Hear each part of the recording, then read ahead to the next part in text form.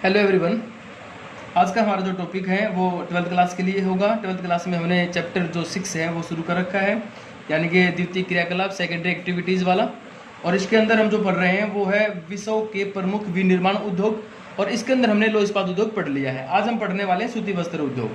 आज ये topic complete होते ही हमारा जो चैप्टर है वो कंप्लीट हो जाएगा। तो चलिए अपना टॉपिक शुरू करते हैं और मैं आशा करता हूँ कि आप सब ठीक होंगे। तो देखिए, सूती वस्त्र उद्योग को पढ़ेंगे। सूती वस्त्र जो है आप सभी ने पहने होंगे, देख रखे होंगे, तो इसके बारे में ज़्यादा बताने की ज़रूरत नहीं है। ठीक है, तो सूती कपड़ा होता है, बड़ा ही फेवरेट होता है, अच्छा लगता है पहनने में भी। ठीक है, एक कंफर्टेबल होता है। उसी की हम बात करने वाले हैं, सूती वस्त्र की। ठीक है, तो जो सूती वस्त्र है ना, ये बनता किस प्रकार है। तो इसके लिए ज़रूरत होती है कपास की। ठीक है, कपास से बनाया जाता है, यहाँ पर हम बोले सूत बोले या धागा बोले। ठीक है, और उसी से फिर कपड़ा तैयार किया जाता है। ठीक है, सूती वस्त्र। ठीक है, बड़ी बड़ी मिलों के अंदर। तो सबसे पहले हम बात करेंगे कि जो सूती वस्त्र है वो कहाँ पर लगाया जाता है, यानी कि ये अवस्थित कहाँ पर होता है, कहाँ पर स्थापित किया जाता है। तो इसके लिए कुछ प्रमुख कारक हैं, और उनमें सबसे पहले आता है जलवायु। पढ़ेंगे हम सबसे पहले।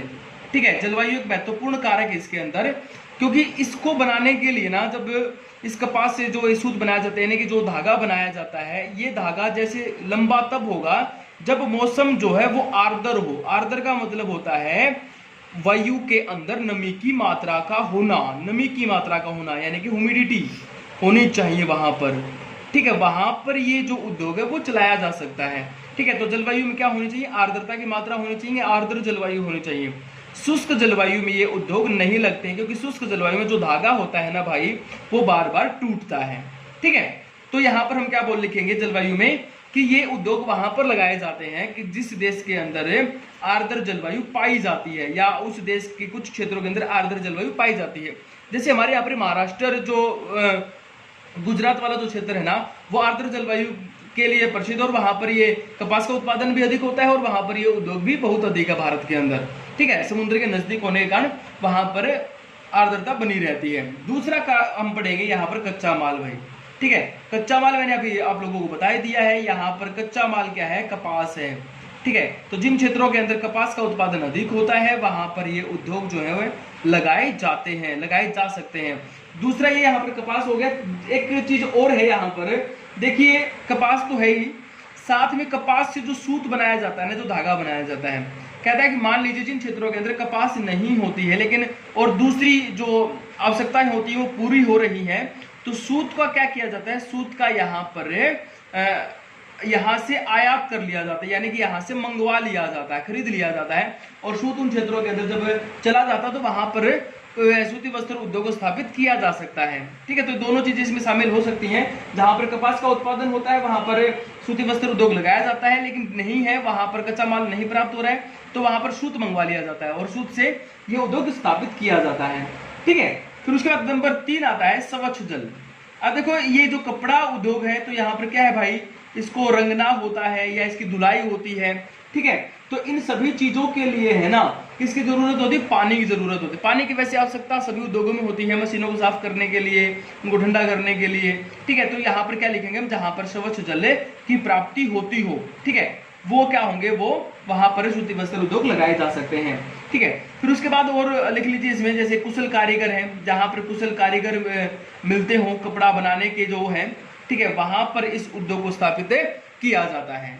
ठीक है, उसके बाद और भी कर सकते हैं हम इसके अंदर।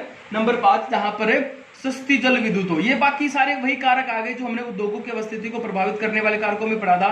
सस्ती जल विद्युत, जहां पर जो ऊर्जा की पूर्ति जो है वो सस्ती हो जाए, वहां पर ये उद्योग लगाए जाते हैं। फिर उसके बाद इसमें बाजार की निकटता लिख सकते हैं अगर आप लिखना चाहें।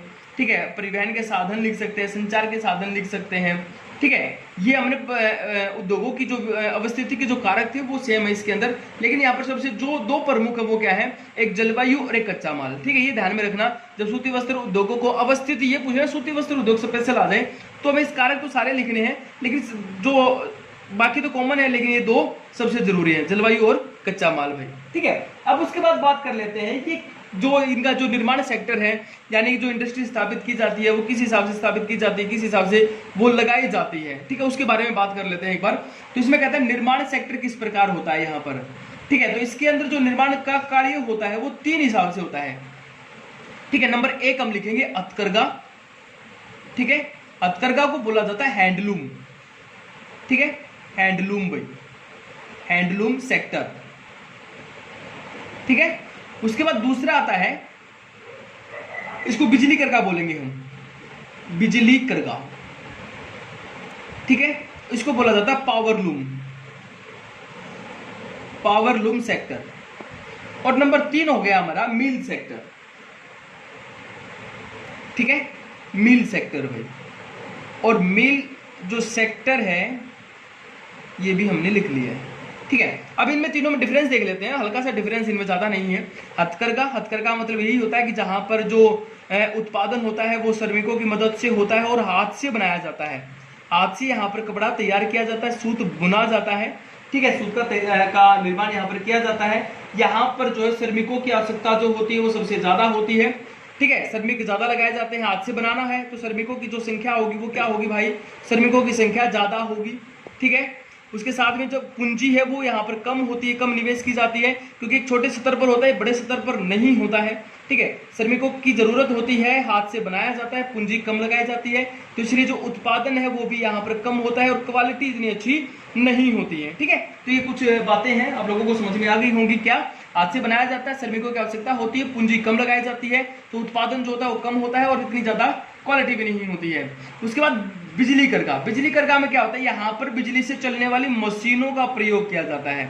हमने बोला ना यहाँ हाथ से बनाया जाता है, तो यहाँ पर मशीनों का प्रयोग होता है, बिजली से चलने वाली मशीनों का प्रयोग किया जाता है। तो यहाँ पर क्या होगा, श्रमिकों की संख्या कम हो जाएगी, क्योंकि कार्य कौन कर रहा है, कार्य कर रही है आपकी मशीनें, ठीक है। तो यहाँ पर श्रमिकों की संख्या कम होगी, पूंजी जो है वो अधिक लगने वाली है, ठीक है, उत्पादन जो है वो भी अधिक होगा, ठीक है। तो यहाँ पर इनकी क्वालिटी जो होगी ना वो अच्छी क्वालिटी होगी। हमारा तीसरा है मिल सेक्टर। मिल सेक्टर के अंदर क्या होता है भाई, मिल सेक्टर में यहाँ पर क्या किया जाता है, देखो मशीनों का प्रयोग होता है, ठीक है, इसमें कोई वो नहीं है, मशीनें होती हैं, उत्पादन अधिक होता है, लेकिन यहाँ पर जो हल्का सा डिफरेंस है वो क्या है, यहाँ पर जो पूंजी का जो निवेश है ना वो सबसे ज्यादा होता है, ठीक है। यहाँ पर हमने क्या पढ़ा था, यहाँ पर पढ़ा था मशीनों का प्रयोग ज्यादा, मशीनों का प्रयोग होता है, पूंजी लगाई जाती है, उत्पादन अधिक होता है, ठीक है, और क्वालिटी भी अच्छी होती है। यहाँ पर क्या होता है, यहाँ पर पूंजी जो होती है उसका निवेश बहुत ज्यादा होता है, ठीक है। ये बस जो मिल सेक्टर और जो पावरलूम वाला जो है, इन दोनों में डिफरेंस क्या है, इन दोनों में डिफरेंस ये है कि ये बड़े स्तर की है, मिल सेक्टर जो बड़ा स्तर है, यहाँ पर पूंजी जो है बहुत अधिक लगाई जाती है, ठीक है, इनके अंदर बस यही होता है, और उत्पादन जो होता है वो भी अधिक होता है, ठीक है, और इसमें उत्पादन इनसे थोड़ा कम होता है। ये समझ में आ गया। अब इसका वितरण पढ़ लेते हैं। सूती वस्त्र उद्योग का वितरण ये कहाँ कहाँ पाया जाता है। तो सबसे पहले तो ये एक सिंपल सी बात है, साधारण सी बात है कि कहाँ पर मिलेगा, ये मिलेगा जहां पर कपास का उत्पादन होता है, ठीक है, उन देशों के अंदर ये मिलने वाला है। तो सबसे हम पहले बात कर लेते हैं अपना प्यारा भारत, ठीक है, इसके अंदर शामिल है। उसके बाद चीन है, संयुक्त राज्य अमेरिका है, ठीक है, संयुक्त राज्य अमेरिका। उसके बाद में यहां पर इसमें हम पाकिस्तान को कर सकते हैं, क्योंकि देखिए आजादी के बाद है ना बहुत बड़ा एक क्षेत्र जो है कपास उत्पादन का भी, और बहुत अधिक मिलें जो है पाकिस्तान की तरफ चली गई थी, ठीक है। जब भारत और पाकिस्तान में विभाजन हुआ था तो वहां पर भी उस क्षेत्र के अंदर बहुत बड़ा एक कपास उत्पादक क्षेत्र है। और आगे आता अपना उज्बेकिस्तान, ठीक है, और साथ में फिर मिस्र। इन देशों के अंदर जो उत्पादन होता है वो अधिक होता है, यानी कि यहाँ पर कपास का उत्पादन भी होता है और सूती वस्त्र निर्माण का कार्य किया जाता है, ठीक है। क्यों, क्योंकि यहाँ पर जो है ना ये विश्व की 50% जो कपास है उसका उत्पादन करते हैं भाई, 50% कपास का उत्पादन यही देश करते हैं, तो यहाँ पर जो उत्पादन है वो अधिक होता है। उसके अलावा अगर हम बात करें तो जैसे ग्रेट ब्रिटेन हो गया, ग्रेट ब्रिटेन बोले या हम ये बोले कि यूरोपियन कंट्रीज जो हैं, यूरोपीय के जो देश हैं वहां पर भी सूती वस्त्र का उत्पादन होता है, यानी कि वहां पर सूती वस्त्र बनाया जाता है, ठीक है, वहां पर भी इनके वो मिल जाते हैं उद्योग। लेकिन यहाँ पर एक देखने वाली बात यह है कि यहाँ पर कच्चा माल नहीं मिलता है, ठीक है। जैसे जापान है, जापान जो टेक्नोलॉजी के मामले में एक टॉप कंट्रीज में आता है, लेकिन यहाँ पर क्या है, यहाँ पर जो प्राकृतिक संसाधनों बहुत कम है, संसाधनों की मात्रा कम होती है, तो इसीलिए जापान हो गया, यूरोपियन कंट्रीज हो गए, ग्रेट ब्रिटेन जैसी, वहां पर क्या होता है, वहां पर कच्चा माल नहीं मिलता, तो ये क्या करते हैं, ये सूत का आयात करते हैं, यानी कि सूत खरीदते हैं भाई, ठीक है। और सूत के बहुत बड़े आयातक देश हैं, ये बहुत अधिक मात्रा में सूत खरीदते हैं, ठीक है। और ये सूत खरीदने के बाद यहाँ पर कपड़े का उत्पादन करते हैं। आगे बात समझ में, ठीक है। अब लास्ट में आता है एक छोटा सा, ये यहाँ पर ये बताता है कि आजकल जो है इस सूती वस्त्र उद्योग को है ना कंपटीशन करना पड़ रहा है, यानी कि प्रतिस्पर्धा का सामना करना पड़ रहा है। और प्रतिस्पर्धा किससे करनी पड़ रही है? एक तो होता है शुद्ध सूत, जो सूत होता है वो बिल्कुल प्योर हो, ठीक है, जो बनाया गया है धागा, ठीक है। एक होता है कृत्रिम रेशा, जो वो रेशा है वो कृत्रिम होगा, कृत्रिम का मतलब आर्टिफिशियल है, जिसको हम सिंथेटिक बोलते हैं, ठीक है। कृत्रिम रेशे से आजकल कपड़े बनाए जाने लगे मशीनों की सहायता से, ठीक है। और कहता है कि ये जो है ना ये बड़ा आकर्षक होता है, मुलायम होता है, पहनने में अच्छा लगता है। तो कहता है आजकल इनसे कंपटीशन करना पड़ रहा है, किसको? सूती वस्त्र को, ठीक है। कृत्रिम रेशे वाले जो कपड़े बनकर के आ रहे हैं उनसे इसको कंपटीशन करना पड़ रहा है, तो इसलिए इसका जो है उत्पादन वो कम होता जा रहा है, ठीक है। ये इसके ऊपर एक नकारात्मक नेगेटिव इफेक्ट पड़ रहा है, ठीक है। तो ये था अपना आज का सूती वस्त्र उद्योग, जो कि कंप्लीट हो चुका है। और मैं उम्मीद करता हूं कि आप लोगों को समझ में आ गया होगा। आप लोगों को वीडियो कैसी लगी मुझे कमेंट बॉक्स में जरूर बताइए। Thank you.